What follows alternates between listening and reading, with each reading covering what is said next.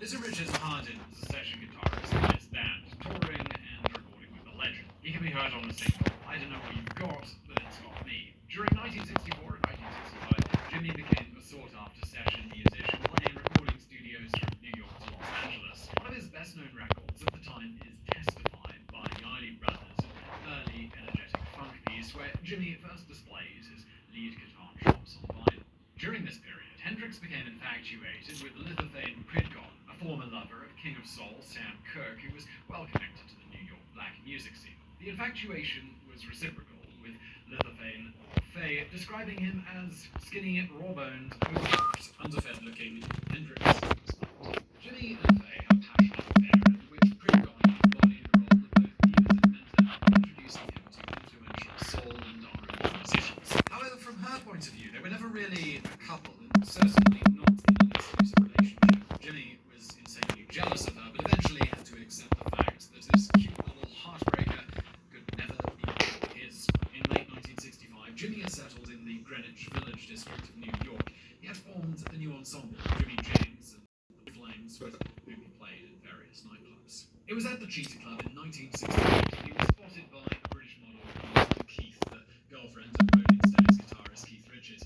Linda invited Jimmy to a party and discovered that though he may have displayed the bravado and confidence of a guitar hero while on stage, regular old Jimmy was shy, polite, afflicted by low self-esteem, and in need of a good meal. Linda immediately realized Jimmy's star potential and badly wanted to help him. She loaned him his guitars, which was a white Fender Stratocaster. She then invited a series of influential managers and producers to listen to Hendrix playing. First, it was Andrew Oldham, manager for the Rolling Stones. But that night, Jimmy's performance was lackluster. Then it was producer Seymour Stein, who later discovered Madonna. This time, Jimmy was in much better form, overcome with enthusiasm and sheer rock badassery. The guitarist smashed Keith Richards' white Fender onto the stage. Linda was so furious with Jimmy that Stein fled the club, keen on getting involved in the row. Third time was the lucky one when Linda invited Chas Chandler to attend yet another gig at the Café War. Chandler was the bass player with the Animals, now turned manager. He agreed with Linda that Jimmy was a full rock star, just waiting to be launched. Chas convinced Jimmy to fly with him to London, where he would quit the Animals and manage the guitarist's budding career. On September the 23rd, 1966, the bassist and guitarist, they took off from New York and into England. It was mid-flight that Chas proposed a new spelling for his client's stage name, and Jimi Hendrix was born. Now, if you've got a budding music career or something else you want to get out into the world, well, a great way to do that would be with today's sponsor, Squarespace. Now, two simple things. Maybe you've got some idea for a website or a business or a YouTube channel or a podcast knocking around in your head. Well, two, the only way to figure out whether that's worth doing is to get it out there to the world. And that can be a bit daunting because obviously it's scary to go and pursue new things, but not knowing how to set up a website is no excuse. There are no excuses available with Squarespace. Squarespace allows you to create a powerful website for whatever you're up to. You want to sell something online?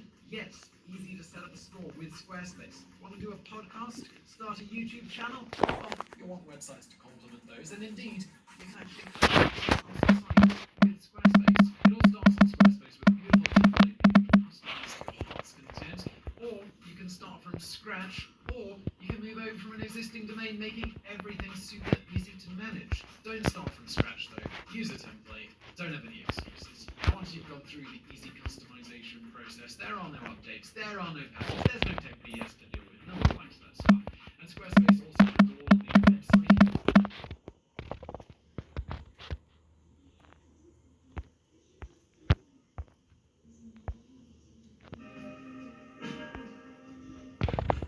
Once in London, Chandler organized.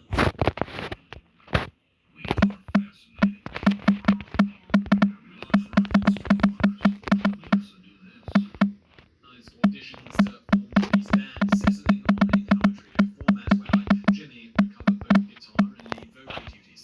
The slots were filled by guitarist Noel Redding, who was reluctantly put on bass, and a whirlwind of a drummer called Mitch Mitchell. Chandler also enlisted help from the Animals' own manager, Michael Jeffrey, as he was more business savvy.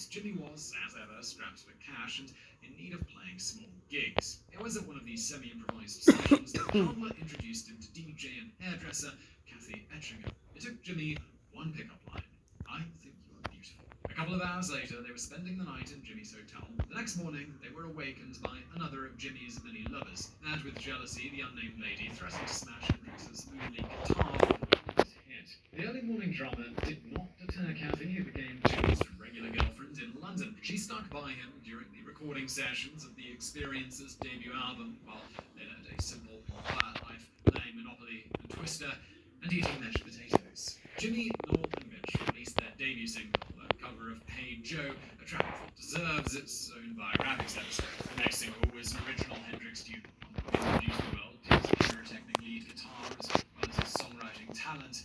That's Purple Haze. The success of these singles granted the Jimi Hendrix Experience a slot at the Monterey International Pop Festival in California. The Power Trio took to the stage on June 18th, 1967, unleashing on the audience a barrage of original tunes and covers that literally set the stage on fire. Rolling Stone wrote, "An orgasmic explosion of singing, feedback, agitated stretches, jazzy improvisation, and a recombinant R&B guitar. Hendrix, egged on by Noel Redding and Mitch Mitchell's rhythmic frenzy, drove Wild Thing head-on into a wall of white noise." At the end of a heavily distorted rendition of Wild Thing by the Troggs, Jimmy set his guitar on fire before smashing it to bits on stage. The Jimi Hendrix Experience became impossible to ignore.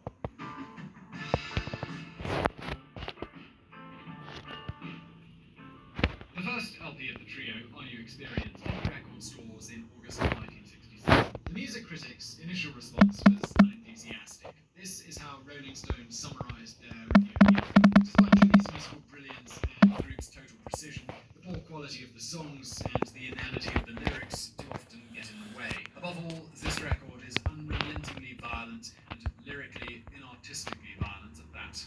Not everyone agreed. Many appreciated Jimmy's alchemist's brew of psychedelia, 12-bar blues, hard rock, and aggressive funk. Are You Experienced went on to spend 106 weeks on the Billboard 200, eventually selling more than 5 million copies in the United States alone. Jimmy's debut was packed with many of his greatest works, songs impossible to ignore even if you don't really dig Hendrix. Hey Joe, Purple Haze, Manic Depression, The Wind Cries Mary, Red House, and of course Foxy Lady. Jimi Hendrix is routinely praised for his lead guitar work, his imaginative, fast, lengthy solos. But Foxy Lady is a clear example of Jimmy's powerful rhythm guitar playing. In other words, the chords and riffs that make the backbone of a song and the hallmark of a good songwriter. The main riff of Foxy Lady, heard in the verses and during the solo section, is deceptively simple. It alternates a low F sharp with a high E and A, creating a funky, bouncy effect. But it revolves around the complex chord F sharp 7th to the 9th, a chord so distinctive that it became known as the Hendrix chord.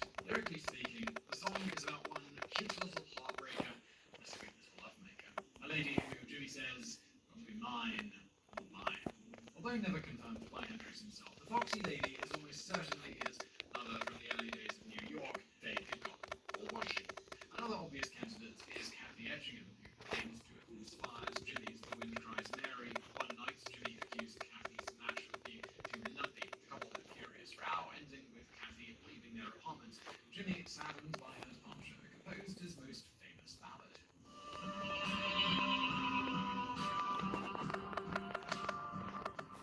The couple reconciled almost immediately and decided to go steady from then on throughout 1967 and until the end of 1968. But their love was still fragile, threatened on all sides by the trappings of fame. After the success of Are You Experienced, Hendrix was a global superstar with all the benefits and added pressures. His trio was expected to tour and record constantly, abiding to an exhausting schedule. In early January, the Experience was touring Sweden, when on the 10th of January, Jimmy was arrested for checking in at police headquarters, apparently on charges of possession of illegal substances. It was clear to everyone in his entourage that Hendrix was not a stranger to illicit drugs, but in 1968 his consumption escalated from marijuana to LSD, amphetamines, and heroin. Kathy noted how during this period, Jimmy's normally sweet character started to change, becoming aggressive with his friends and even smashing up hotel rooms. According to Kathy, Jimmy's entourage was inflated by dodgy, undesirable people with an aggressive edge to them. Strangers at best, and possibly drug dealers or criminal types. Kathy described how he started to look really rough. His hair was breaking off. He didn't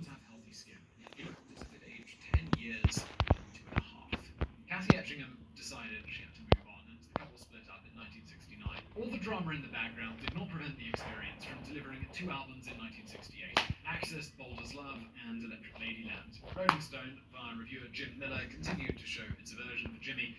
While Miller acknowledges the album as a vortex of apocalyptic transcendence, he writes off the songs as basically a bore.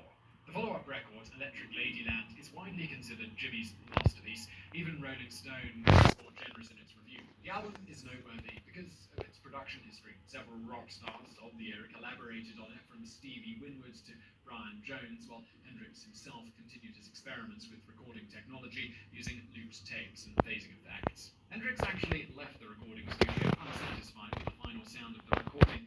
Even less impressed with the cover imposed by the label, a photo featuring a group of naked women, which was banned from many record stores. Jimmy's initial pick was a photo of him and the band playing with some children, taken by Linda Eastman, soon to become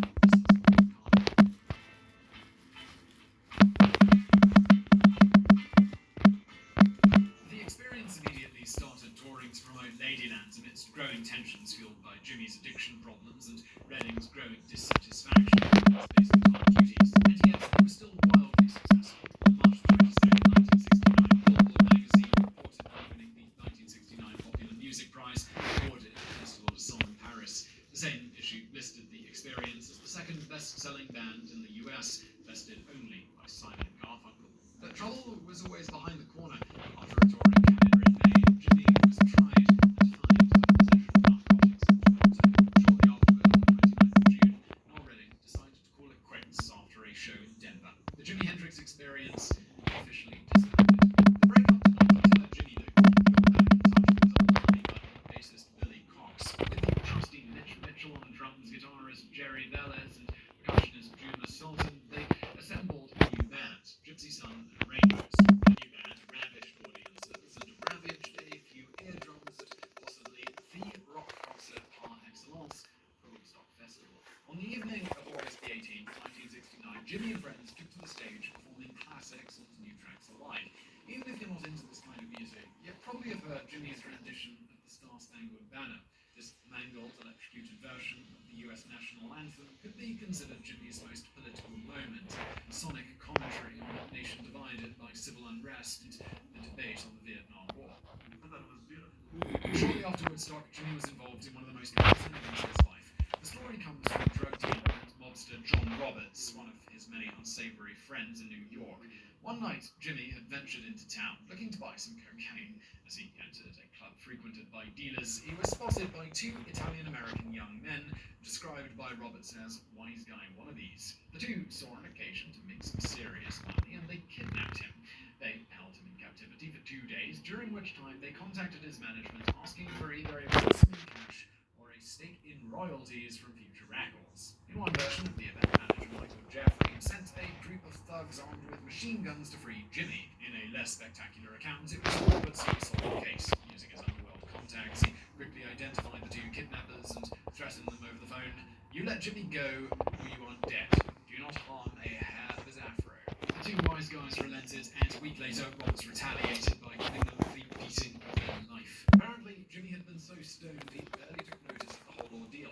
Jeffrey insisted that he get back to work immediately, but not with Gypsy Sun and Rainbows. Instead, he suggested that Jimmy reform a power trio, as this was more popular and more profitable. Jimmy was clearly not happy, as he preferred larger ensembles, which allowed for more experimentation and improvisation. The following stints with Billy Cox and Buddy Miles ended with a disastrous concert at Madison Square Garden in New York on January the 28th, 1970. Jimmy played only 2 songs before he sat down on the stage and refused to continue. Despite Buddy's best efforts, Jimmy unplugged his guitar and walked backwards. Miles, Cox, and Hendrix parted ways in the aftermath. Jimmy later told Rolling Stone about his exhaustion resulting from internal conflict. I think the Madison Square Garden is like the end of a big long fairy tale, which is great. I think it's like the best ending possibly come up with.